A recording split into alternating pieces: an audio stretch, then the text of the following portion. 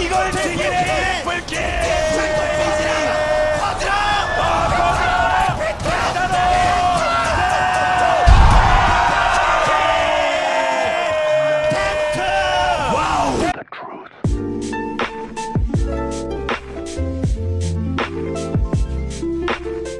Welcome back to our recently successful series, Phantom Forces Academy, where I, your host, Jemmy, will teach you the ways of a Jedi Master, Phantom Forces Master.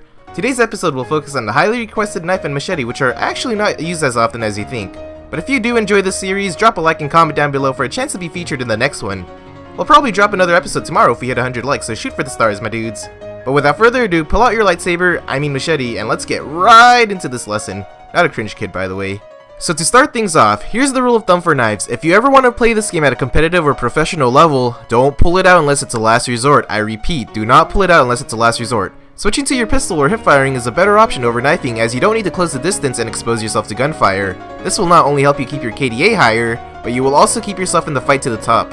Alright, once you have that aspect engraved in your head, we can go over the specifications about the regular knife and the machete and comparing them and seeing which one's better to use.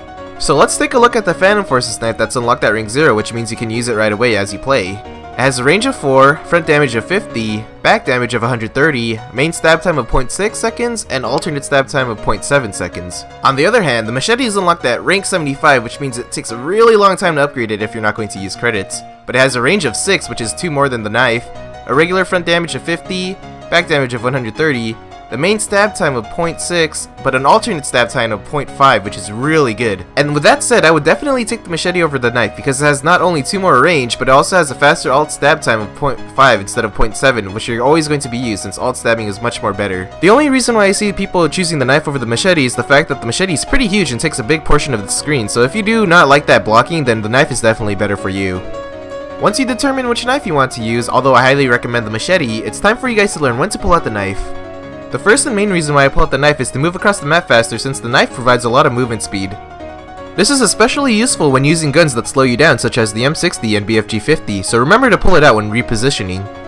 Just make sure you have your pistol ready just in case you run into another enemy player. The next situation where you should pull out your knife is when there's an unwary player with their back turned towards you and you can get the kill quickly and quietly. This should be done to conserve ammo while also getting 50 extra experience by backstabbing. The third situation you should pull out your knife occurs if you do not want to reveal your position in the radar where multiple enemies are. This can be easily pictured against crane snipers. Imagine there are 3 enemies all on top of the crane not looking at you. If you shoot one, then one might kill you. However, if you use your knife in a smart manner, none of them will notice since their buddies are getting knifed in a stealthy manner and they might meet their demise as well. And the final reason to pull out your knife is when you completely run out of ammunition on both weapons, which actually will not happen that much. Why else would you do this? It's the only way you're actually going to be able to pick up more weapons. But if this actually happens, group up with your teammates and let them get a kill so you can pick up the enemy player's gun. And finally, the moment you guys have all been waiting for, how to use the knife itself. So there's currently 2 ways to pull out the knife in Phantom Forces. You can press 3, which will actually hold it out, or press F key, which will quickly stab and then go back to your primary or secondary weapon depending on what you were holding.